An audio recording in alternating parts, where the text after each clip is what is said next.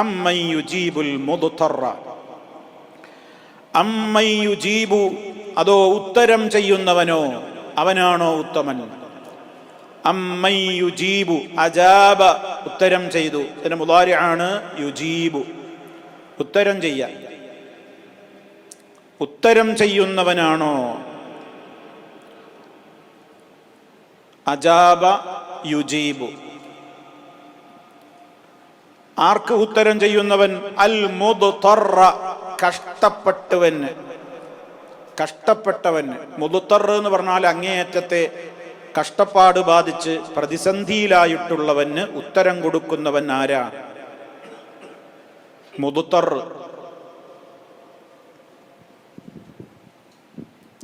ഇനി ഒരാളുടെയും സഹായം അവന് പ്രതീക്ഷയില്ലാത്ത ഘട്ടത്തിൽ വളരെയേറെ പ്രതിസന്ധിയിൽ അകപ്പെടുന്ന മനുഷ്യൻ, അവനാണ് മുദ്തർ.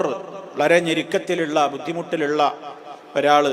ഇദാ ദഅാഹു, അവനോട് പ്രാർത്ഥിച്ചാൽ, ഈ ബുദ്ധിമുട്ടിൽ അകപ്പെട്ട വ്യക്തി അള്ളാഹുവിനോട് തേടിയാൽ ഉത്തരം കൊടുക്കുന്ന അള്ളാഹു ആണോ ഉത്തമൻ, അതോ അതിനൊന്നും കഴിയാത്ത നിങ്ങളുടെ ഈ വ്യാജ ദൈവങ്ങളാണോ ഉത്തമൻ? ഇതാണ് ചോദ്യം. അമ്മൻ യുജീബുൽ മുദ്തറ ഇദാ ദഅാഹു. ദഅ എന്ന് പറഞ്ഞാൽ വിളിച്ചു പ്രാർത്ഥിച്ചു, ഹു അവനെ.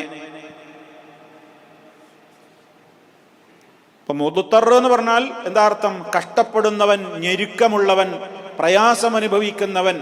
പ്രയാസമനുഭവിക്കുന്ന ഒരാള് വിളിച്ചു തേടിയാൽ ഉത്തരം കൊടുക്കുന്നവൻ ആരുണ്ട്? അങ്ങനെയുള്ളവനാണ് അള്ളാഹു. അള്ളാഹ്ക്ക് മാത്രമേ അങ്ങനെ ഉത്തരം കൊടുക്കാൻ കഴിയുള്ളൂ. അവനാണോ ഉത്തമൻ, അതോ നിങ്ങളുടെ വ്യാജ ദൈവങ്ങളോ? ഇതിനൊന്നും കഴിയാത്ത. അമ്മൻ യുജീബുൽ മുദ്തറ ഇദാ ദഅാഹു. അതേപോലെ വയക്ഷിഫു സൂഅ, വയക്ഷിഫു, അവൻ ഇല്ലാതെയാക്കി കൊടുക്കുന്നു, നീക്കി കൊടുക്കുന്നു. കശഫ യക്ഷിഫു, അവൻ നീക്കി കൊടുക്കുന്നു. ഇതൊക്കെ അള്ളാഹുവിന്റെ മാത്രം ഗുണങ്ങളാണ്. വയക്ഷിഫു, അവൻ നീക്കുന്നു. എന്തിനെ? ചീത്തയായ കാര്യങ്ങളെ, തിന്മകളെ നീക്കിക്കൊടുക്കുന്നവൻ, പ്രയാസങ്ങളെ നീക്കിക്കൊടുക്കുന്നവൻ. അങ്ങനെയുള്ള അള്ളാഹുവാണോ ഉത്തമൻ? കശഫ യക്ഷിഫു. പിന്നെ സൂ എന്ന് പറയുന്നത് ചീത്തയായ കാര്യങ്ങൾ, തിന്മയായ കാര്യങ്ങൾ, പ്രയാസകരമായ കാര്യങ്ങൾ എന്നൊക്കെ അർത്ഥം. പിന്നെ മൂന്നാമത് ചോദിക്കുകയാണ്, വയജഅലുക്കും, നിങ്ങളെ അവൻ ആക്കുകയും ചെയ്തവനാണ്. വയജഅലുക്കും, നിങ്ങളെ അവൻ ആക്കുകയും ചെയ്തു. ഖുലഫാഅൽ അർദി,